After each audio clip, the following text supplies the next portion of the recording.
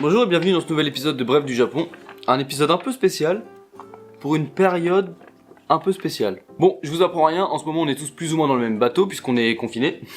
À part les personnes qui travaillent, d'ailleurs toutes les personnes qui travaillent en ce moment, merci beaucoup de risquer votre vie littéralement pour que cette épidémie passe le plus vite possible et qu'elle épargne le plus grand nombre de personnes. Le concept de cette série de vidéos, Bref du Japon, c'est de parler de l'actualité au Japon. Alors évidemment, quand j'ai commencé ça faisait longtemps que ça me trottait dans la tête et quand j'ai commencé à faire ces vidéos, j'étais loin d'imaginer les événements qui allaient se passer. Alors voilà, dans ce contexte médiatique orienté uniquement sur l'épidémie, c'est normal qu'on ne parle que de ça en ce moment. Le Japon, bien sûr, n'échappe pas à la règle comme certaines personnes peuvent le croire, et j'avoue qu'en faisant des recherches pour la vidéo d'aujourd'hui, j'ai lu pas mal d'articles, et j'ai lu beaucoup de choses qui m'ont donné mal à la tête, hein. Entre les commentaires de certaines personnes, d'ailleurs il y a pas mal de Français qui pensent que les Japonais sont épargnés par l'épidémie parce qu'ils sont très propres et très organisés, ça on va y revenir, et différents articles démontrant que le gouvernement japonais manipule les chiffres et manipule l'information, fait en sorte que les gens ne se testent pas finalement par rapport au Covid-19 pour rassurer la population et tenter tant bien que mal de sauver son économie. Ouah, c'était pas super positif quoi comme recherche. C'est quand même étrange que l'épidémie se propage et qu'on la prenne au sérieux au Japon juste après le report des JO quand même. Vous trouvez pas ? Alors attention, je compare en aucun cas la gestion de la crise en France et au Japon. Je rappelle que mes vidéos parlent de l'actualité du Japon, c'est pour ça que je parle de l'actualité du Japon. Après voilà, tous les pays font comme ils peuvent. Et au Japon, j'ai pas mal d'amis que j'ai contactés et avec qui je parle très régulièrement et qui sont unanimes, des Japonais comme des Français, la situation elle est catastrophique. Depuis le début de l'épidémie au Japon, les conditions afin de se faire dépister, afin de se faire tester, sont très strictes. Il fallait avoir de la fièvre à plus de 37,5. Les Japonais ont une température corporelle de base plus basse que nous, les Occidentaux, pendant 4 jours. Donc il fallait que vous vous sentiez malade pendant 4 jours, que vous ayez de la fièvre pour éventuellement pouvoir vous faire dépister. Et quand bien même on parviendrait à se faire dépister, il y a toujours cette peur au Japon d'être malade et d'être jugé parce qu'on est malade et d'être la personne qui a apporté le virus dans son entreprise par exemple et de mettre toute l'entreprise en quarantaine. Vous voyez ce que je veux dire, ça au Japon c'est très présent. Alors c'est notamment pour ça que les gens ne se testent pas, déjà parce que eux-mêmes ils en ont pas envie et aussi parce que le gouvernement fait la politique de l'autruche et refuse de voir le problème sous prétexte que voilà, alors on a vu plein de trucs hein, dans les médias, mais c'était surtout par rapport aux Jeux Olympiques, je pense, là c'est vraiment mon avis personnel, partagé avec beaucoup d'autres personnes, mais je pense que voilà, le Japon a essayé de garder la face et de faire bonne figure et a joué la carte du nous on est super propre et nous on porte des masques tout le temps, on n'est pas contaminé, le virus ça nous concerne pas.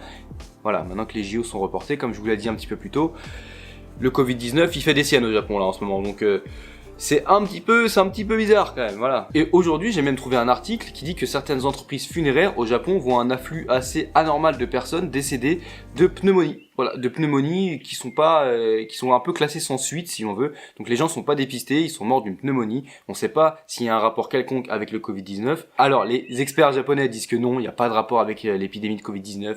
Mais c'est quand même étrange qu'il y ait beaucoup plus de morts de pneumonie, beaucoup plus de morts déjà, morts de pneumonie pendant cette épidémie, cette crise sanitaire mondiale, et qu'on n'en parle pas en fait. Donc ces gens-là sont pas testés, ils sont juste voilà, incinérés. On sait pas s'ils ont le Covid-19. Je pense que la majorité l'ont, hein, forcément. On va pas nous prendre pour des idiots, mais ils sont pas mis dans les statistiques du Japon. Voilà, ils sont morts de pneumonie, ils sont pas morts du Covid-19. Donc ils ne viennent pas grossir les chiffres. Aujourd'hui, je ne suis pas au Japon, je suis de retour chez moi, à Versailles, en France, mais j'ai quand même vécu 3 ans et demi là-bas et j'ai beaucoup d'amis sur place. Je leur ai posé des questions par rapport à l'ambiance un petit peu en ce moment, et effectivement les gens se confinent s'ils le veulent. Les gens font un peu ce qu'ils veulent au Japon en fait, ils partent du principe que les Japonais vont faire attention. Alors, j'ai vu beaucoup de choses passer, effectivement les Japonais mettent des masques régulièrement, les Japonais sont des personnes propres, les Japonais ne se serrent pas la main, par exemple, il y a cette distance sociale, quand ils se disent bonjour par exemple, il n'y a pas d'embrassade, ou on se fait pas la bise, on se serre même pas la main comme dans les pays européens par exemple, et ça suffirait à avoir stoppé, en fait, avoir freiné l'épidémie de sorte à ce qu'il n'ait quasiment pas de cas et qu'il n'ait quasiment pas de décès. Alors ça, je pense que oui et non, c'est vraiment à nuancer. Je pense que effectivement, le fait qu'ils ne se touchent pas et qu'ils mettent des masques, ça peut freiner l'épidémie si ensuite c'est pris en compte et qu'il y a des mesures qui sont prises afin que les gens restent vraiment chez eux et que voilà, une fois qu'elle est freinée, faut la stopper. Là, le problème c'est que elle va se propager quand même. Elle va se propager quand même parce que les lieux les plus fréquentés au Japon sont toujours aussi fréquentés, le métro est toujours aussi bondé. Pour Hanami, ils sont tous allés dans les parcs à se faire des pique-niques. Alors Hanami, pour rappel, c'est quand les cerisiers sont en fleurs, tout le monde va dans les parcs faire des pique-niques et boire des coups en dessous des cerisiers, là, pour admirer, soi-disant, les sakura. Bon, aujourd'hui, c'est surtout pour se mettre une bonne biture avec ses potes, mais le débat n'est pas là. Le débat, il est que le gouvernement de Tokyo avait dit qu'ils interdisaient, enfin qu'ils n'allaient pas faire d'événements pour Hanami, et qui demandait à la population de rester chez eux et juste de se balader à la rigueur, mais de pas faire de pique-nique. Les gens s'en tapent, ils sont en train de faire aujourd'hui au Japon ce qui s'est passé en France, ce qui s'est passé en Espagne. Les gens sont dehors et ils ne prennent pas conscience du truc. Donc du coup, c'est bien d'être propre et de mettre des masques, mais si tout le monde est dehors, au bout d'un moment, voilà. En plus de ça, pour avoir vécu longtemps au Japon, je sais qu'il y a quand même pas mal de gens qui éternuent et qui toussent en public sans mettre la main devant la bouche, notamment des personnes âgées ou des salariés d'une quarantaine d'années qui sont au bout de leur vie.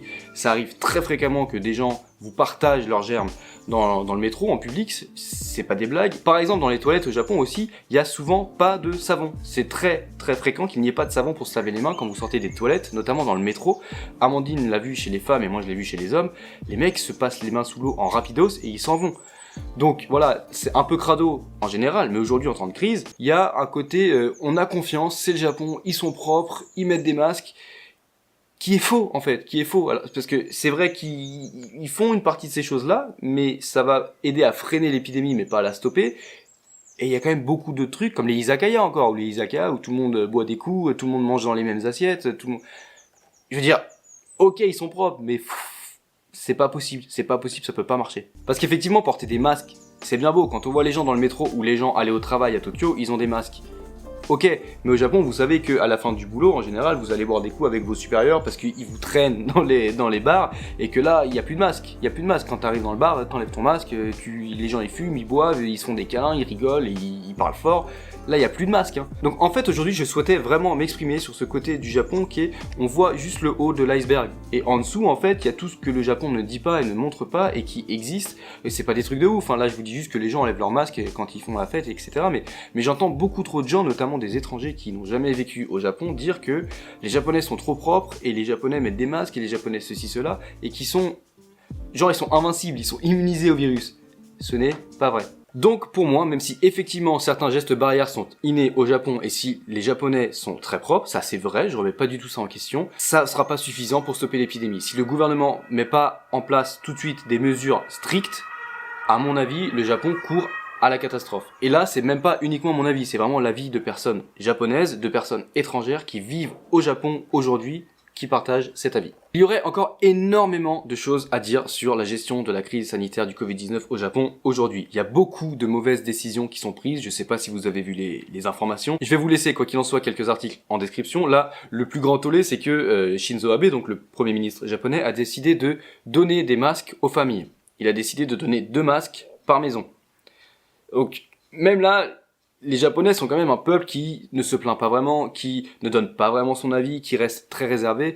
Et là, ça commence à clasher sur Twitter, ça commence à clasher dans les réseaux, les gens, ça commence à signer des pétitions. Il y a des trucs qui se mettent en place et c'est pas anodin au Japon. C'est vraiment pas anodin au Japon. Parce qu'effectivement, ça fait rire quand vous avez une famille de 5 personnes, par exemple, et qu'il y a 2 masques, comment ça fonctionne? Vous allez choisir qui doit survivre, en fait. Genre, c'est Battle Royale. Toi, t'as un masque, toi, t'en as pas, toi... C'est pas possible. C'est pas possible. Donc, comme vous pouvez l'imaginer, aujourd'hui, Monsieur Abe n'est pas forcément très apprécié par sa population. Bref, à la base, je voulais même pas en parler parce que c'est beaucoup de négativité et encore une fois, en faisant mes recherches aujourd'hui, je suis tombé sur beaucoup d'articles et de commentaires et en plus, les médias aujourd'hui racontent tout ce qu'ils veulent, les gens donnent leur avis, etc. Alors, c'est bien, mais pas toujours. Ce qui fait qu'il y avait énormément de négativité et que, voilà, comme je vous disais au début de la vidéo, cette série, c'est parler de l'actu du Japon, mais je voulais apporter des touches positives, en fait. Je voulais parler de choses cool. Parce que au Japon, il se passe plein de choses super. En ce moment, il se passe des choses super nulle part. En ce moment, c'est terrible. Genre, l'actualité, c'est un drame. Et du coup, voilà, c'était beaucoup de négativité. Ça consomme de l'énergie et ça pollue le cerveau, la négativité. Et en plus, dans ce genre de contexte, on n'en a pas besoin. Et puis j'ai pas non plus envie d'être vu comme le mec qui fait que critiquer le Japon et qui ne parle que de ses travers, alors que, comme je viens de dire, il y a quand même beaucoup de trucs super cool au Japon. C'est pourquoi j'ai trouvé 3 petites infos plutôt positives, bon certes anecdotiques, après tout ce qu'on vient de dire là, mais quand même, ça vaut le coup d'en parler. Premièrement, ça y est, la loi est passée, depuis le 1er avril, on ne peut plus fumer dans les cafés et les restaurants. Alors j'imagine que c'est pas une bonne nouvelle pour tout le monde, mais selon moi, il s'agit là quand même de bon sens. Ça faisait longtemps qu'ils en parlaient au Japon de cette loi, notamment depuis qu'il y a beaucoup d'étrangers qui vont au Japon et qui se rendent compte que c'est bizarre en fait aujourd'hui pour nous de voir des gens fumer dans les restaurants ou dans les cafés. Et du coup, ils avaient prévu d'implémenter ça pour les Jeux Olympiques, pour rendre voilà, l'expérience des étrangers au Japon plus agréable. Et même si les Jeux Olympiques aujourd'hui sont reportés, la loi est quand même passée et ça fait plaisir. Donc voilà, désolé les fumeurs, mais je pense que la majorité des fumeurs ont aussi du bon sens et comprennent que fumer dans un restaurant, quand il y a des enfants, quand il y a des gens qui ne fument pas, quand il y a des gens peut-être fragiles qui font de l'asthme, c'est pas forcément génial dans un endroit confiné comme ça. On en revient à ce qu'on disait un petit peu tout à l'heure, hein, les endroits confinés où on enlève le masque et où tout le monde fume et boit des coups et s'amuse. Attention, hein. Deuxièmement, le gouvernement a annoncé un plan de relance pour le tourisme après le confinement. Donc on n'a pas beaucoup de nouvelles, j'ai trouvé ça sur le site de la NHK, enfin Balade du Sakura a trouvé ça pour moi, Julien, merci, sur le site de la NHK, et on n'a pas beaucoup d'infos, mais on sait que voilà, le gouvernement s'est décidé à motiver les voyageurs à partir aux quatre coins du Japon pour rebooster le tourisme local. Bref, je pense que c'est une information à suivre puisqu'on aura plus de détails dans les semaines à venir, j'imagine. Et puis je sais pas vous, mais moi parler de voyage, surtout en ce moment, ça fait du bien quoi. Ça fait rêver, hein. Et en parlant d'aide, troisièmement, le gouvernement japonais a annoncé qu'ils allaient soutenir les familles les plus démunies face à la crise sanitaire en débloquant une aide de 300 000 yens par foyer. Alors j'imagine que les conditions pour obtenir cette aide vont être assez strictes parce que 300 000 yens ça représente quand même environ 2600-2700 euros. Mais bon, ça reste une très bonne initiative, pas comme celle des 2 masques par foyer de Shinzo Abe qu'on a vu un petit peu plus tôt. Et voilà, on va pas cracher sur les bonnes initiatives qui viennent de sortir, déjà ils font des efforts, on va voir quelles sont les conditions pour les obtenir, ces aides. Mais voilà, ça fait quand même plaisir. Merci beaucoup d'avoir regardé cette vidéo jusqu'à la fin. J'espère que le confinement se passe bien pour vous. Si vous travaillez, j'espère que vous prenez soin de vous. Bref, si vous avez des bonnes nouvelles, n'hésitez pas à mettre tout ça dans les commentaires, qu'il s'agisse du Japon ou d'ailleurs. Je pense qu'on en a vraiment besoin en ce moment et ça ferait du bien, ça ferait pas de mal. Éteignez la télé, renseignez-vous et checkez vraiment bien les sources. Et voilà, du positif, si possible du positif. Passez un très bon week-end, je vous dis à la semaine prochaine, ciao, peace.